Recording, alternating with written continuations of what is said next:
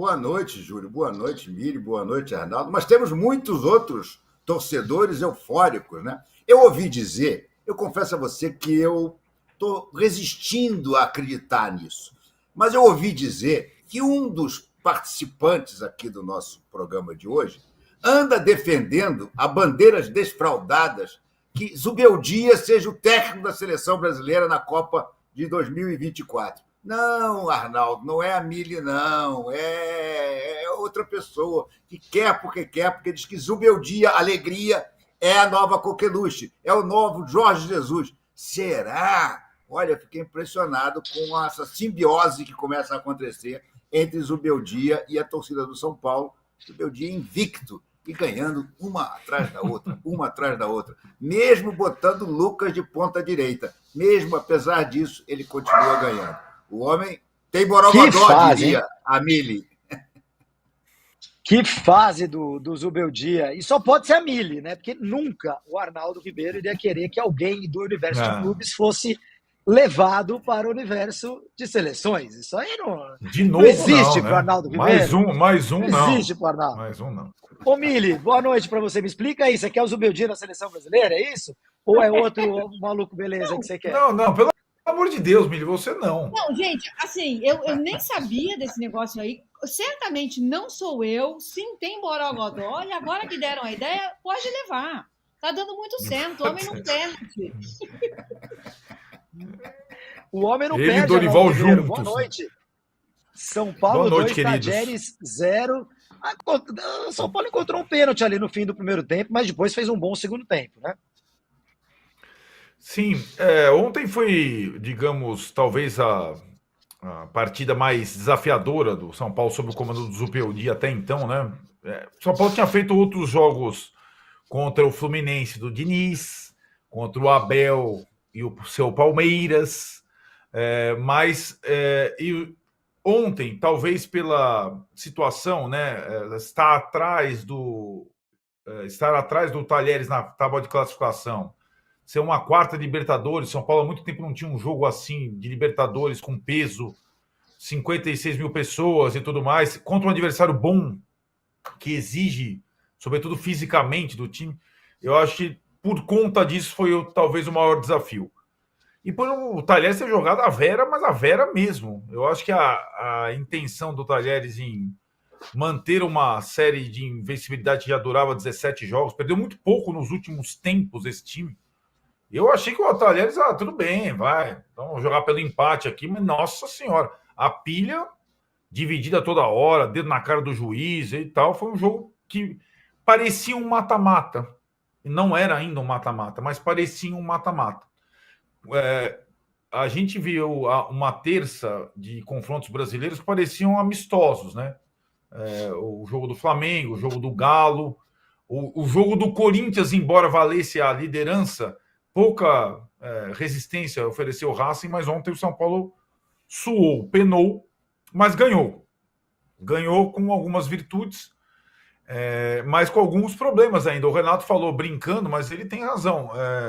Lucas na ponta direita não funciona tão bem, né? E não funcionou tão bem de novo. E são coisas que vão ficando aí para o Zubeldia definir se Lucas e Luciano podem jogar juntos, como podem jogar juntos, de qual forma. Mas o gringo, né, Júlio, tem carisma. E só aquele pique que ele deu na pista de atletismo do Morumbi, não tem mais estádio com pista de atletismo, a do Morumbi ainda é boa, para comemorar o gol do Luciano, já fez com que ele percorresse mais quilômetros do que Rames Rodrigues com a camisa do São Paulo. A simples arrancada de Zubeldia pela ponta direita já significou mais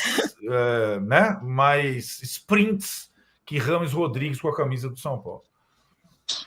Que maldade, que maldade. Começou afiado o nosso Arnaldo Ribeiro. Luciano, uma constatação.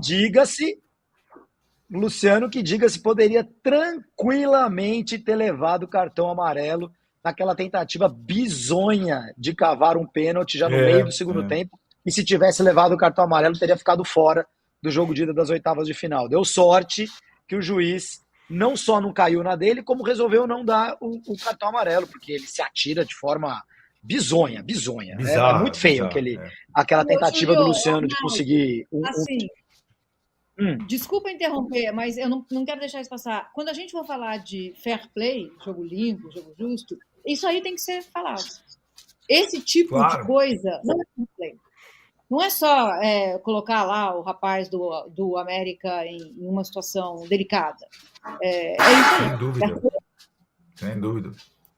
Mas não, aí o lance do Luciano começar... é o cartão por regulamento, né? É o jogador tentando jogar a torcida contra a arbitragem, tentando ludibriar. É o escrito do cartão amarelo.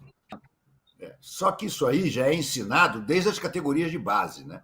Para você conseguir corrigir esse tipo de coisa, nós vamos ter que fazer uma reeducação de todos os garotos que jogam futebol, desde de fraldinha. Porque você vai ver um campeonato de sub-12 e você vê garotos se atirando dentro da área. O Gerson fez a mesma coisa no último jogo com o Flamengo, uma coisa bizarra também. O Gerson, que por causa de uma simulação como essa, acabou sendo expulso, não naquele momento, mas no primeiro amarelo, e depois no segundo, quando ele faz um pênalti no jogador do Al Hilal, e fez outro, quer dizer, não aprendeu. Depois daquele lance do Mundial, ele devia ter dito: esse negócio de simular pênalti, melhor parar com isso, porque eu acabei causando involuntariamente a eliminação da final. Pois ele ontem fez um bizarro, não há nem sequer uma ameaça de contato, e ele cai feito uma jaca podre dentro da grande área. Poft! Quer dizer, é o tipo da coisa que é impressionante. Isso vem desde as categorias de base. Concordo com a Mili, é fair play, sim. Isso aí é uma tentativa de burlar o regulamento, as regras, de se beneficiar. Mas, infelizmente, olha, Mili, nós, na nossa administração, não veremos acabar. Tá diminuindo, eu acho, hein? Tá diminuindo porque o jogador brasileiro tem um filme muito queimado lá fora, pelos piscinaços, e acho que diminuiu um pouquinho. Olha, quero convidar todo mundo a participar com a gente do programa. Quem estiver acompanhando ao vivo no YouTube, dê seu like, compartilhe. Vou fazer que nem eu faço junto com o Tirone quando a gente faz o News Express. Vamos estabelecer meta de likes. 1000 likes, hein? Quero 1000 likes em pleno feriadão. Vamos lá, sentem o dedo no joinha e compartilhem com os seus amigos a live que está sendo realizada nesse exato momento, nessa tarde e noite de quinta-feira. Temos uma enquete no ar. A CBF acerta ao manter Lucas Paquetá na seleção para a Copa América? A CBF acerta ao manter Paquetá, que está sendo acusado de ter tomado 4 cartões amarelos para que alguém fosse beneficiado em apostas feitas em algum lugar do mundo? A CBF acerta manter esse jogador para a Copa América? Sim ou não? Respostas simples, sim ou não, e a gente vai tratar desse tema mais para frente no fim de papo. Mas ainda temos que falar mais do São Paulo, da vitória do São Paulo por 2-0 sobre o Tajeres na Copa Libertadores da América, vitória que eleva o São Paulo à primeira colocação do grupo, está no pote 1 ali, né?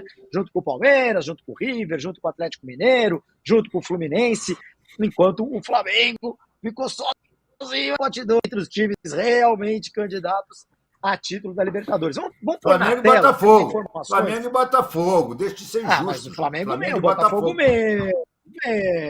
Botafogo meu. Olha que esse Botafogo do Arthur Jorge vai dar muito trabalho, hein? Esse Botafogo do Arthur Jorge, dependendo do primeiro que ele pegar, ele pode fazer uma surpresa. Ele pode, por exemplo, acabar com o cartaz do Zubeldia, já imaginou?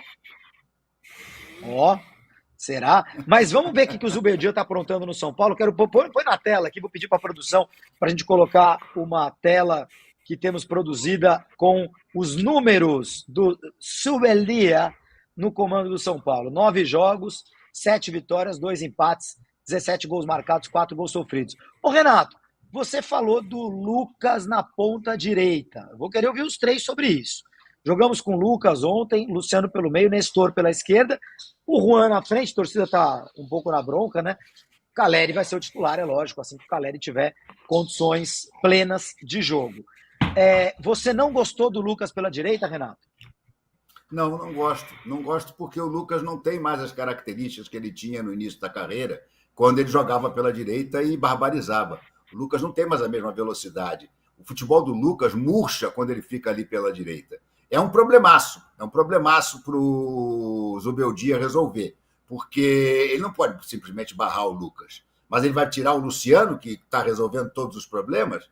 O Luciano é um jogador que pode não ter 1/5 do talento do Lucas, mas está vivendo uma fase iluminada agora. Então é complicado. E quando vier o Caleri, como é que faz, então? É um quebra-cabeça que o Zubeldia vai ter que quebrar, vai ter que resolver, né? Agora, eu acho que o Zubeldia é competente o suficiente para arrumar uma fórmula. Ele é um técnico que me encanta por uma coisa, gente. Ele não joga nem sempre com o mesmo esquema, ele troca.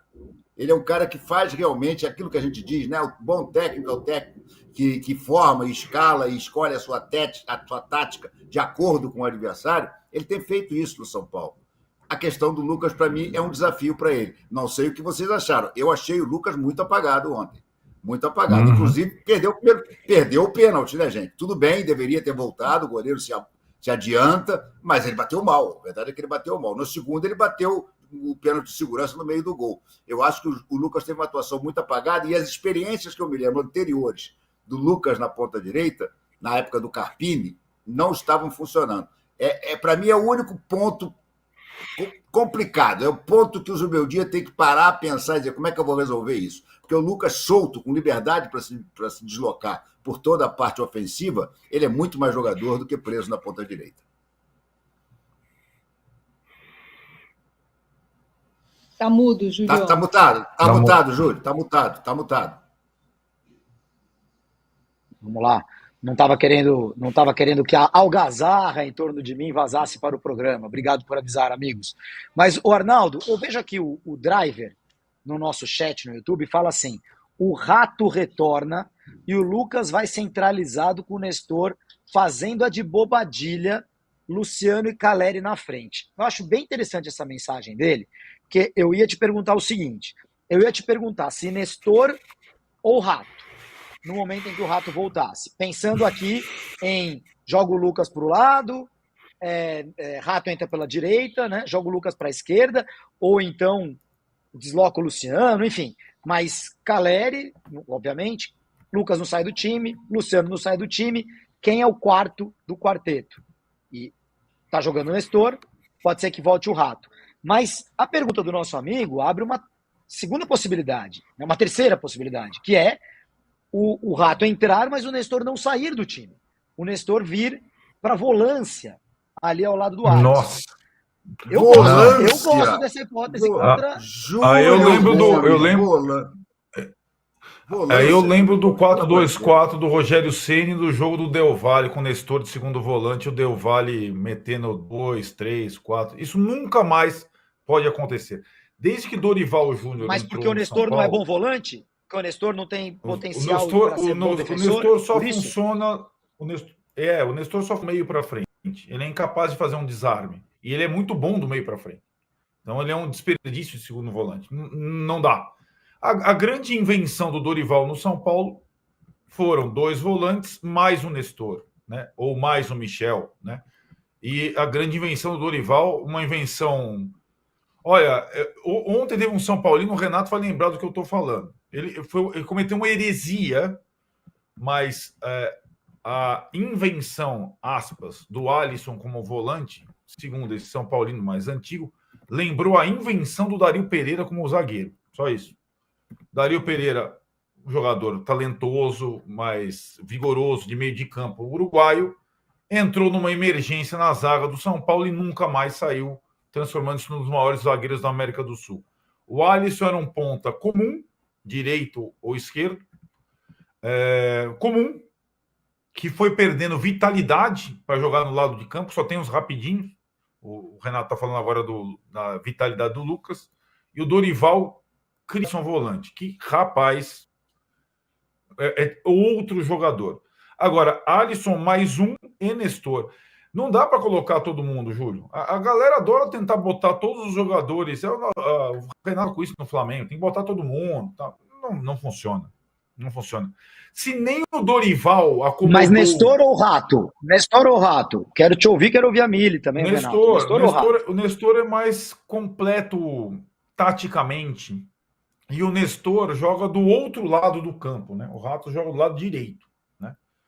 Então, eu acho que ali a possibilidade de um time, o Rato voltar ao time titular significa sair Luciano ou Lucas e voltar ao time do Dorival. 2 volantes, Nestor, Rato, Caleri e aí Lucas ou Luciano. É o mesmo time do Dorival, do meio para frente, em tese. Só que o Pablo Maia, que era muito importante, está machucado. Mas eu acho que o Zubeldia não vai fazer isso. O Rato ainda tem algum tempo de recuperação. O Luciano já não joga o próximo jogo, o que pode indicar aí a volta do Lucas ao meio. O Zubeldia não repetiu o que o Renato falou, o Zubeldia não repetiu nenhuma escalação até agora. Mas eu acho que essa questão, Caleri à parte, Caleri joga assim que ele tiver minimamente inteiro. Essa questão, Luciano, Lucas, os dois juntos, ou um dos dois, ou se os dois juntos em outras funções, ela permanece, mesmo com essa série invicta do Zubeldia. Ô Mili, o Lucas é o jogador que é craque a ponto de bota em qualquer posição que funciona, ou ontem ficou provado que não? É que talvez também não tenha jogado bem por circunstâncias do jogo, porque não estava numa noite boa, porque está voltando de lesão, etc. Mas o Lucas funciona em qualquer lugar, ou bota ele no lugar certo, ou ele não é esse cara que vai resolver em qualquer lugar que colocar em campo? Não, o Lucas é um fora de série para mim. Ele é craque. Ele vai se dar bem, eu acho que ele vai jogar bem em qualquer posição. Mas acho também que não é assim que a banda toca a essa altura da carreira do cara, entendeu? Se tenho um jogador como o Lucas, eu organizo o time em volta dele. A gente está numa fase do futebol que é tudo sob controle, né? Porque os treinadores querem participar autoralmente da coisa. Então é controle, controle, controle. Posição, posição, posição. Você faz isso, começo, meio e fim. Você, outro, faz aquilo. E não acho que funcione assim com jogadores tão talentosos como o Lucas e tão taticamente inteligentes como ele. O que eu faria, assim, na minha humilde opinião? Eu deixaria o Lucas solto. Eu montaria, contando com o Lucas, eu deixaria ele solto. Ele é um cara que joga melhor centralizado de frente para o gol. A verticalidade dele é assombrosa. E isso vem com a inteligência tática dele. Ele pega a bola, ele já sabe o que ele vai fazer com ela. E é sempre em direção ao gol. E aí o Luciano, que não é tecnicamente tão abastado como o Lucas, mas é um cara identificado com a torcida, eu escrevi sobre isso hoje, assim, ele está vestindo a 10 com honrarias. Coloca ele lá para jogar de alguma maneira que componha com o Lucas, sabe? O São Paulo é um time que hoje tem muitas opções. Tem muita coisa do meio para frente. A defesa está arrumada. Não sei se o Arnaldo concorda, mas assim, aconteceu alguma coisa ali atrás. Alan Franco jogando muito bem, os laterais muito sólidos. Tem uma arrumação boa ali atrás, sabe? Se você tem o Lucas e a volância, se o Tironi estiver vendo, agora ele foi embora. A volância funcionando. Volância. Vou eu me embora agora, então, porque eu também detesto volância. Vocês qualquer dia vão falar a goleirança. Qualquer dia vocês vão falar a centroavância. A centroavância. É isso aí, Renato. Lateralância também. Não, eu também não gosto, estou falando só para tirar um sarro. Assim. Como também não gosto de atacar o espaço. Porque quando acabar a live, eu vou atacar o espaço daqui até a cozinha, porque é fantástico. Nossa Senhora, é verdade. É uma modificação particular. Mas, enfim, tudo isso para dizer o seguinte. Uma vez eu bati um papo com o Luxemburgo sobre aquele cruzeiro da Tríplice Coroa. Né? Todo mundo lembra, quem gosta de futebol lembra desse time. Né? O Alex, ele fazia o que ele queria em campo. E era uma ordem do Luxemburgo. Ninguém mexe com o Alex. Ele vai marcar quando, como ele quiser. E deu certo, né, gente? Então, mas o futebol não é mais assim? Eu não sei se não é mais assim. Mas, para mim, futebol não é sobre controle. Futebol é sobre a liberdade para esses gênios. Eu acho que o Lucas é um gênio em campo. Então, gostaria de ver ele solto.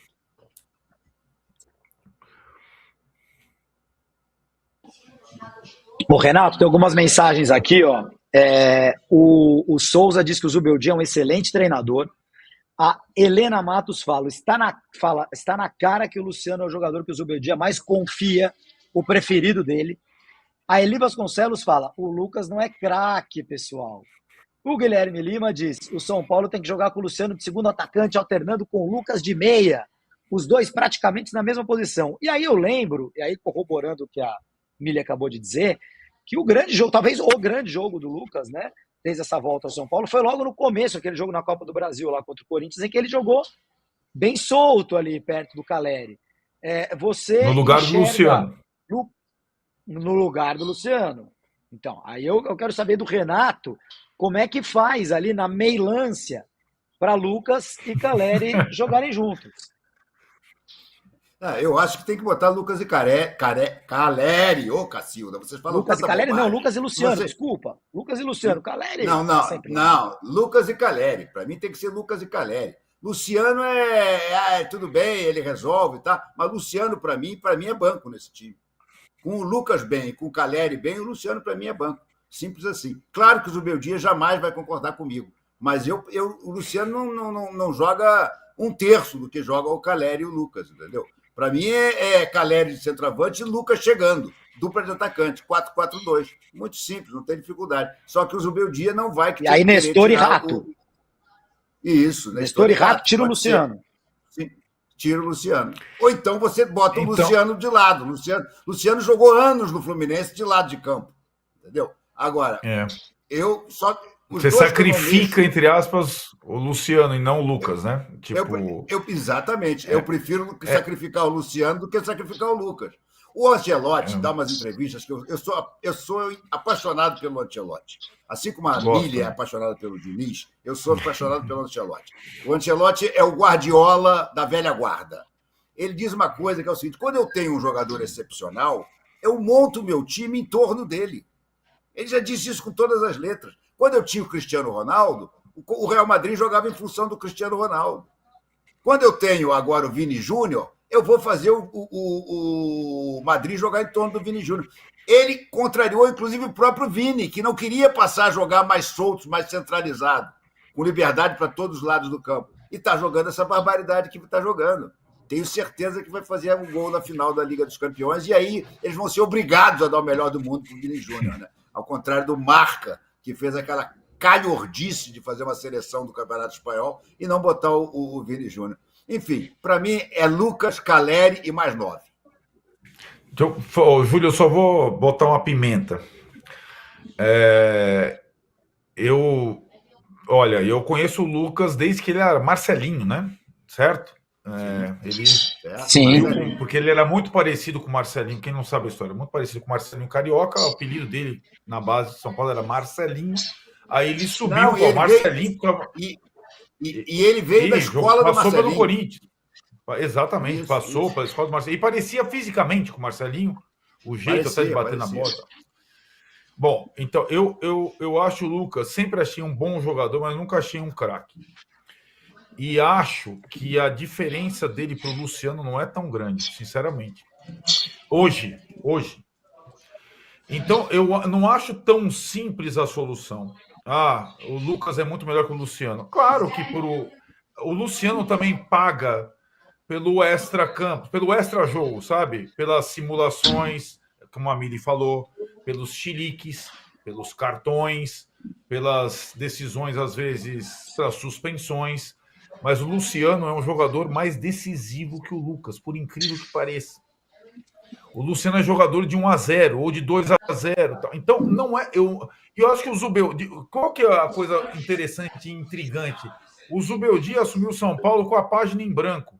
Ele não foi lá. O Lucas começou no São Paulo, é o xodó da torcida desde 2012.